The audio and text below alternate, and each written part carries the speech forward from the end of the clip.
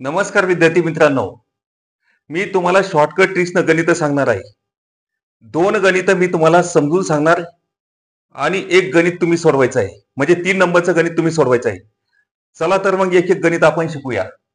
49 गुणिले 29 वजा 29 बरोबर किती? तर याच्यामध्ये काय करणार तुम्ही? 49 गुणिले 29 चा गुणाकार करणार. आलेल्या गुणाकारामधून 29 वजा करणार. मग त्याच्यानंतर ऑप्शन मध्ये ज्यांचा गुणाकार आणि गुणाकार येणार यांचा गुणाकार आणि वजाबाकी जेवढी येणार त्या ऑप्शन मध्ये तेवढीच त्या ठिकाणी गुणाकार असेल तर त्याचं उत्तर बरोबर आहे घेणार. तुम्हाला एक एक ऑप्शन सोडावं लागतं. आता याच्यामध्ये एक एक ऑप्शन सोडवायला किती वेळ लागतो? तर तो वेळ न जाऊ द्यायचा असेल तर काय करायचं आपण? तर आता 49 गुणिले 29 वजा 29. आता म्हणजे पुन्हा पुन्हा 29 या ठिकाणी. तर आता इथं काय करायचं आहे? 29 वजा 29 म्हणजे काय? एक कमी आहे. तर एक कमी कोणामधून करायचं नाही? 29 मधून नाही. कोणामधून कमी करायचं आहे? 49 मधून. मग आता इथं वजा एक आहे तो उचलायचा खाली ठेवायचा. 49 मधून एक गेला किती राहिले? 48. तर म्हणजे 48 गुणिले किती? 29. तर या ठिकाणी 48 गुणिले 29 हे उत्तर आलेलं आहे. आता त्याच्यानंतर 13 गुणिले 17 वजा 13.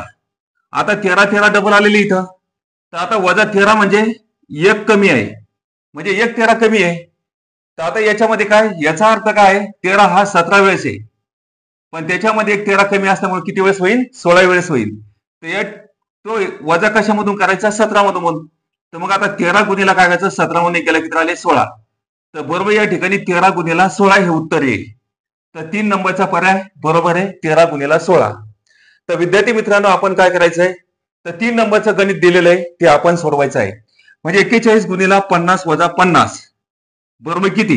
तर पर्याय दिलेले आहे 40 गुणिला 50, 49 गुणिला 41.